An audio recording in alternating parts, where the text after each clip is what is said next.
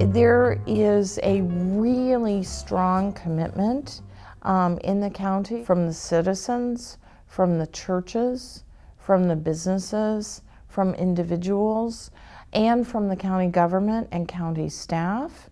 So, I mean, really, there are hundreds of people working on this issue in Arlington County, and there is a lot of support because it's a very progressive, committed, caring community. It just is.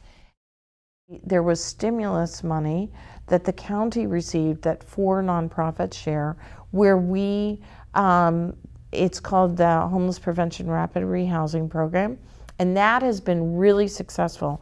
And actually, Arlington County was asked to speak at a large conference in Atlanta. And the reason for that is because we put together such a good model where the 4 nonprofits and the county meet weekly. And they bring in all the cases, and we sort of look at the cases, not myself, but my case manager does, and from the perspective of, okay, we have some money in housing grants, we have money in permanent supportive housing, and we have money through the HPRP program. And where does this particular client fit, and do they qualify? And so it's really been a wonderful program. And I don't have the numbers at my fingertips, but we have housed, I know them for our organization, but just from our organization, we've either kept people in housing in their apartments or rehoused people in apartments, and it's been close to 150 people. So that's amazing. That's amazing. That's in 1 year. And but no one has that kind of communication like we've set up, and it's been so collaborative and so helpful, to handle this huge influx of people. It really has been wonderful, and it's very, very honest. The exchange is really honest, and it's tough, and people really challenge one another. And do you think that he or she or that household is really going to meet this? And it's really a good exchange. So it's been great. It's the 10-year plan to end homelessness is a large group, and then under that is the implementation task force of that 10-year plan. And so the implementation task force has several different committees. They have the housing committee, they have the education committee and prevention committee, and lots of committees.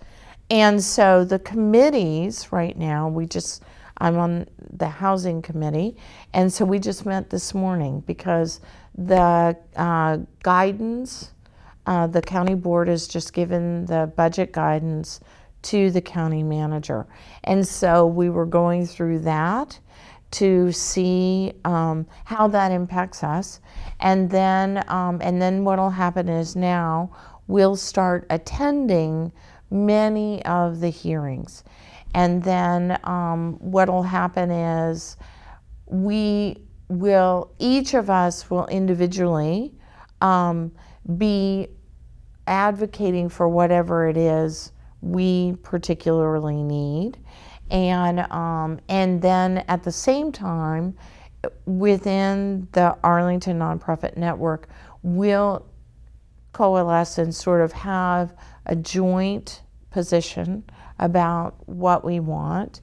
And so there's a lot of give and take on that, but it's a time of real advocacy. Again, though, we're lucky because there really is a commitment to the safety net. This is a very difficult time for so many people, and so there is a commitment to that, and so it's being realistic in terms of what you're asking for, right?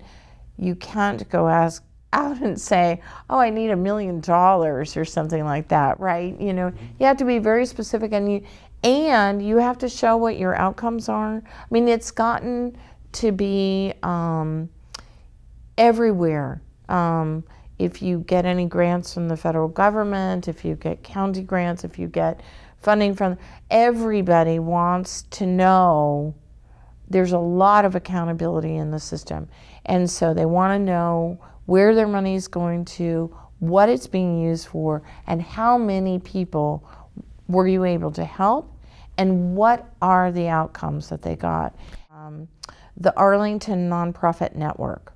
And so that network meets every couple of months, and it's made up of the executive directors from all the different nonprofits in Arlington. And that is a great way, and we work a lot together. So for instance,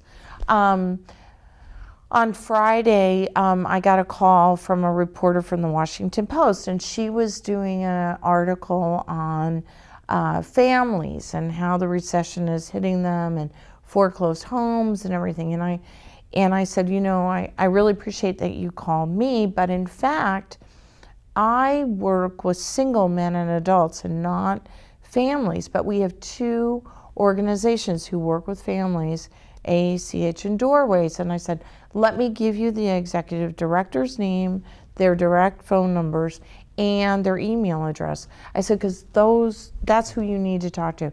And we do that a lot with one another.